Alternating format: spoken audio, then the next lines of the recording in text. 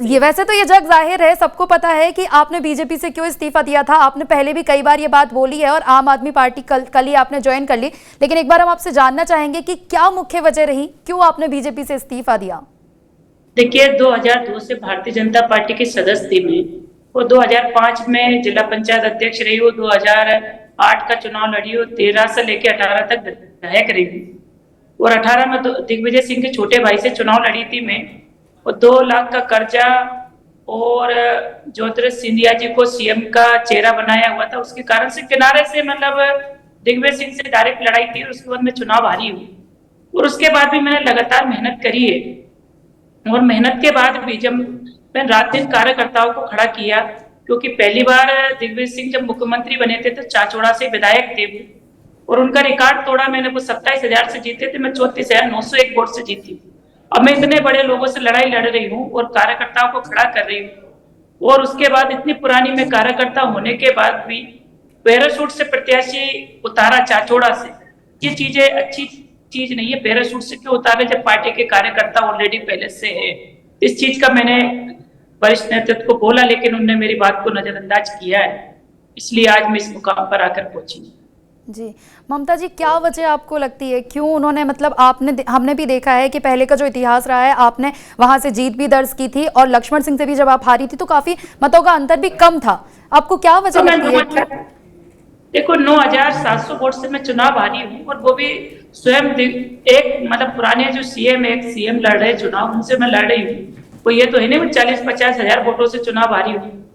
और उसके बाद मैंने अच्छी लड़ाई लड़ी। और उसके बाद में मैंने चुनाव हारने के बाद भी लगातार काम किया, पार्टी को खड़ा किया। एक जमाना था कि चाचौड़ा में और गुना जिले में, चाचौड़ा रावगढ़, क्योंकि उन्हीं का दिग्विजय सिंह जी, लक्ष्मण सिंह जी का क्षेत्र कहा जाता था। उसमें कोई झंडे नहीं लगाते थे पार्टी के, मैंने झंडा लगाया, कार्यकर्ताओं को आत्मसम्मान के साथ खड़ा किया।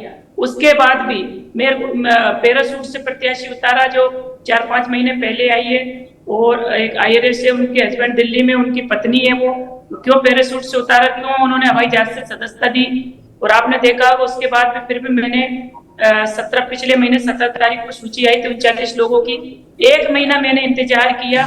और उसके बाद भी मैंने माननीय नरेंद्र सिंह जी तोमर जी, माननीय प्रदेश अध्यक्ष वीडी शर्मा जी, माननीय मुख्यमंत्री जी से फोन पे बातचीत की।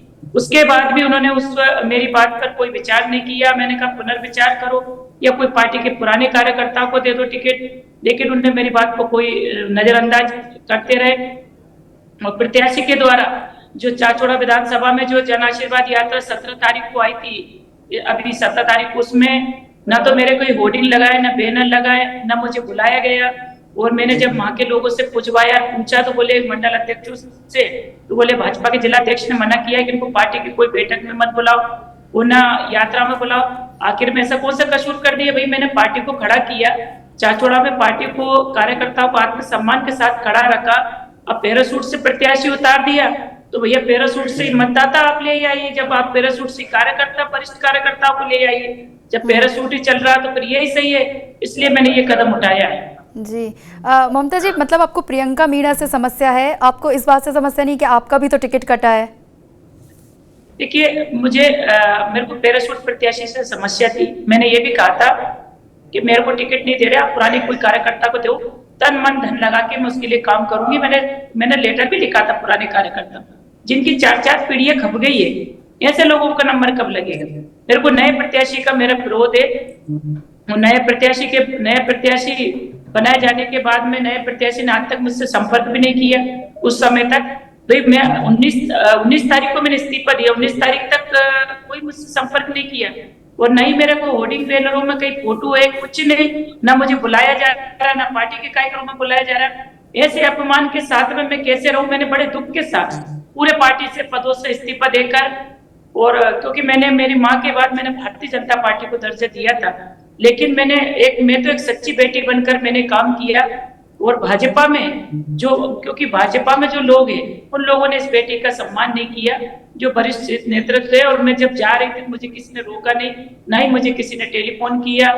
और मैंने इस्तीफा देने के बाद 2 दिन बाद मैंने सदस्यता ली आम आदमी पार्टी की, तब तक भी मेरे पास किसी का फोन नहीं आया।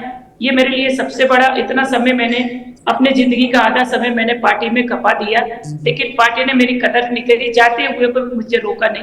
मुझे मन में ये बहुत ज्यादा पीड़ा थी इस बात को लेकर, इसलिए आज आम आदमी पार्टी का दामन थामा है मैंने।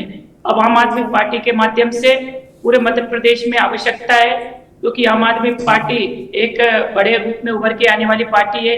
आप देख रहे हैं कि दिल्ली में भी 3 बार माननीय केजरीवाल साहब ने सरकार बनाई है।